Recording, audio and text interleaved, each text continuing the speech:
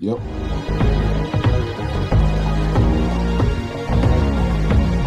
You're listening to The Trade Gods. Coach Retzlaff and Chev, we're here, Trade Gods, players that we are buying low on, and we're just going to see what the market offers and gives us. We got Kenneth Walker. Right now, of course, the split between Zach Charbonnet, but 12.8 fantasy points per game, ranked 23rd, RB19, Ken Walker. Now, not what you want from your fifth-round pick. Walker, though, 10th in explosive rating at 112.1, 5th in juke rate, evaded tackles per touch, 8th in evaded tackles, still somehow 10th in rushing yards. Only 1.4 receptions per game for him. The Nick Chubb who can catch passes narrative is really falling apart right now. It's not where we want it to be. Last year, Walker had 46, ranked 12th, 46 receptions there. Chev, we got some trades on the board here for Kenneth Walker. We got some of those requisite stats. What do you think of what's on top here? You got Kenneth Walker for Jordan Addison and Demario Douglas. It's a 2-quarterback, 12 teams, start 9, full PPR, 0.5 tight end premium on Dynasty Daddy here. A trade was made today. What do you think? Easy money. I'm on the Kenneth Walker side now. I am a Kenneth Walker truther. I think that Kenneth Walker is one of the most dynamic running backs in the entire NFL, and that is evidenced by his explosive rating and his expected fantasy points and his total fantasy points being well above his expected fantasy points, and to the tune of almost 2.3 or 2.1 fantasy points per game, over expected. So for me personally, I love Jordan Addison. He's in my top 20 dynasty wide receivers because I do think that he's kind of been in a Mecca Ibuka situation, but for the professional level, in terms of like his ability versus what he's surrounded by in a generational, quite literally one of the best receivers on a per game basis we've ever seen in Justin Jefferson. So I'm on the Kenneth Walker side here, despite being really high on Jordan Addison, and Demario Douglas is a non-factor for me. Give me Kenneth Walker. I feel like we're going to be able to get more as long as Kenneth Walker's healthy. We're a few weeks away, or a week or two, not even a week, a play away from Kenneth Walker making your week. It's just a matter of when, not if, with the explosive. So give me Kenneth Walker. I think that he's going to seize more of that backfield as the season goes along. And you talk about, hey, Ken Walker, he's the guy who misses games. Zach Charbonnet is the one who's actually missed a game so far as we're tallying. That's not a brag. With injuries, that can always change. You never want to get ahead of yourself, but just pointing out one game missed. Who's missed a game? It's been Zach Charbonnet to Ken Walker, who's been fully healthy. And you hit the nail on the head with Jordan Addison. I really like Jordan Addison. The deeper the flex, the deeper the roster, the lineup, I love putting in Jordan Addison because he can get you those 15 points. But as you say, Chev, that cap ceiling is there. There's going to be opportunity there for Ken Walker where he makes his play in a week. This is a very fair, even trade. If you're trying to buy low on Kenneth Walker, I think this is an absolutely fair trade both ways. So I like both sides, and you're going to take Ken Walker. So love it there. Let's talk a little bit about Calvin Ridley. Calvin Ridley, you see all his stats that we have here.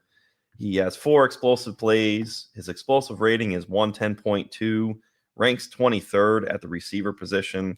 Not necessarily what you like to see, but against the Cardinals, 5 receptions, 131 receiving yards, 18.1 fantasy points. Is this the Godfather Chev where it's like, hey, once they pull me out, they bring me back in. I thought I was out. What's going on with Calvin Ridley? And I need to know from you.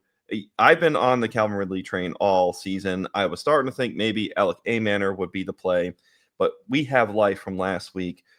Are you back in on Calvin Ridley, Chev? No, I can't be back in on Calvin Ridley because of the fact that the offense is so unconscionably bad that, we had some flashes of what they would be capable of in a functional environment, but it's just not.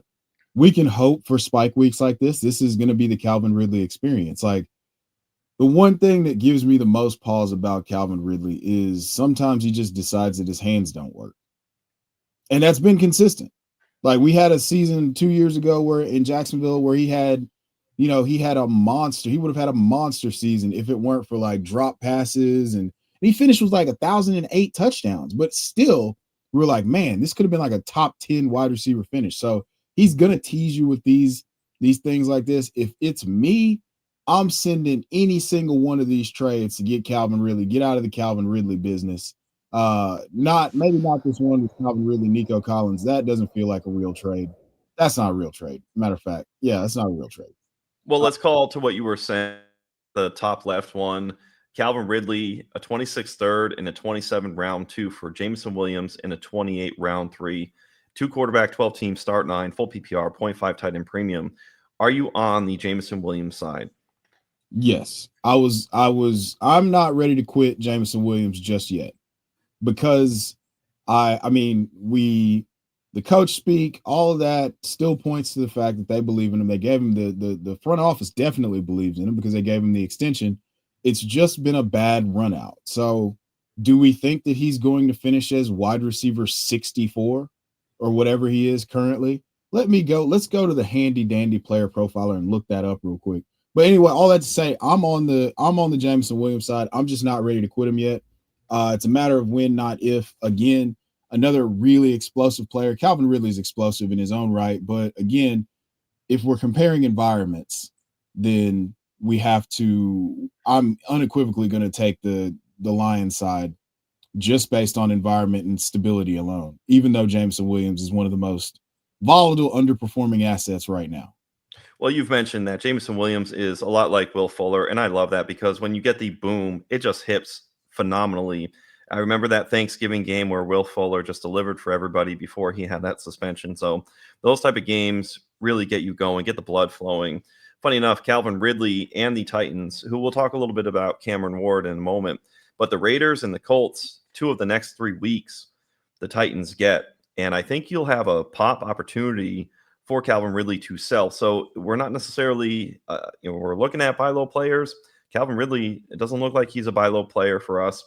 And market, though, opportunity, I would just venture to say you might be able to Godfather pull somebody back in with these next 3 games scheduled. 2 of those games are juicy, Raiders and the Colts. Now let's hear from the Podfather about Dynasty football. Hey, what if I told you there was a Dynasty app where you could get player lifetime values, evaluate trades, including draft picks out to 2028, compare the advanced metrics of 2 players, look up the sentiment, buy, sell, hold on players? Well, there is a mobile app that has all of that and more called the Dynasty Dominator, and it's $5 in the App Store on Google Play. This is my gift to you, the most affordable Dynasty League domination app available today. And if you already have it, the 2025 class is ready to download. Let's go! So we teased it just a little bit with the Titans, Calvin Ridley, some of the old, now some of the new. Cam Ward right now, QB 31. It cannot get much worse for him. 8 fantasy points per game. But Cameron Ward, 4th in money throws and 3rd in drop passes. We thought it was Alec Manor time. Maybe, just maybe, with Ridley being healthy, it seems like things are pointing up a little bit, but this is a short-term thing. We're not buying into the Calvin Ridley business. But Cam Ward, you see all these other statistics that are up here. 27th in danger plays. Passing touchdowns, he only has 2. It's been a rough run out for Cameron Ward. Are you buying Cam Ward? And let's see, we got a couple trades that are up here as well. Yeah, this would be the time to do it. I think, and this is not me being biased as a Titans fan. This is just correct process when we're talking about a player that went number 1 overall in any sort of super flex. So he's gotten off to a disappointing start. But again, if you're watching him actually play, you see the flashes of what he's capable of. Now, has he been sacked almost at a historic pace? Yes. Has his teammates and coaching staff let him down at every turn? Also, yes. Do I think that is going to change? No. But this is going to be a play for 2026, to be honest with you. So you're getting Cam Ward onto your roster knowing that he's in almost like a Bryce Young type of, too small to fail setup. So with me, Cameron Ward is more of a long-term play. I believe in the arm talent. I believe he's got what it takes, from a determination perspective. And beyond that, just a mental acuity, IQ standpoint to figure out what a defense is doing and attack that. So Cam Ward's a buy for me, but also I'm adjusting my expectations to not expect anything in 2025 and looking at 2026. Well, you hit the nail on the head with Bryce Young. And funny enough, as I'm looking at the board here, what we have as far as trades, the trade that I really glue to is this 2-quarterback, 12-team start 9, full PPR, 0.25 tight end premium, Cam Ward straight up for the aforementioned Bryce Young and 2 round 3 picks. I like the idea of re-rolling Bryce in those 2 threes into Cam Ward. I'm a big believer in the arm of Cam Ward. People say, well, how come you continually go to a player who's been performing bad? I got to get more of a run out. And maybe there is a lot of bad between the Panthers and, of course, the Titans. Chev, you can speak to the pain there. But I really like the idea of Cam Ward. You get him some better weapons. Alec Manor, let's say Calvin Ridley is not the long-term fix. Hopefully he's there next year. Maybe he's not. There's going to be more talent that gets brought in. And, of course, the Titans are going to have high draft capital to make sure they go and get themselves a weapon. You saw what the Panthers did with Tedero and McMillan. We'll see if that works for Bryce Young in the long term. But I like the idea of the Titans investing in Cam Ward. Low-key, I like what happened last year with Will Levis in the Titans. The Titans really tried and attempted to find out, give him that full run out. Did it work? No. But did they find out? Yes. And I think what's going to happen, and what I believe firmly, especially because I like this side of the Cam Ward trade versus Bryce Young in the 2 threes, is the fact that the Tennessee Titans are going to go full bore on Cam Ward. So I love that. Big play there. It's an easy trade to make now, considering the round 1 rookie mock draft and rookie draft capital that you had for Cam Ward. You would get him at a steep discount right now if you had to re-rank all the top 12. Cam Ward would be more towards that latter part of round 1. Let's go over to, speaking of rookies, Omarion Hampton, Chev, RB10 on the year. He just goes to the IR. He has that ankle injury. Omarion Hampton, though, 4th in receptions with 20 up to this point, 9th in receiving yards with 136. He was 14th in fantasy points per game up to this point at 15.4, just seemingly about to hit his stride, pour some out. But I think this provides a buying opportunity, Chev. Are you buying? And what are you thinking you can buy for with Omarion Hampton? I'm of the belief that you can buy Omarion Hampton. You can buy Omarion Hampton. You know, this was the run out that we were looking for. So it got off to a slow start. You had the boo birds out talking about how he didn't have vision, how he could only run in straight lines, like he was like a Roblox player. And now here we are with him being the running back 10 through 5 weeks, and we got to sit through a month of no Omarion Hampton. But you know, when Thanksgiving hits, I'm going to be thankful that Omarion Hampton is going to be back in my lineup. And I'm thankful right now. Another thing I'm going to be thankful for is that I can go acquire Omarion Hampton at a discounted price. So we're talking about, you know, if you're moving on from the contender stage, which these are expensive prices. So honestly, if you wanted to get out of the Omarion Hampton business, I'm okay with it.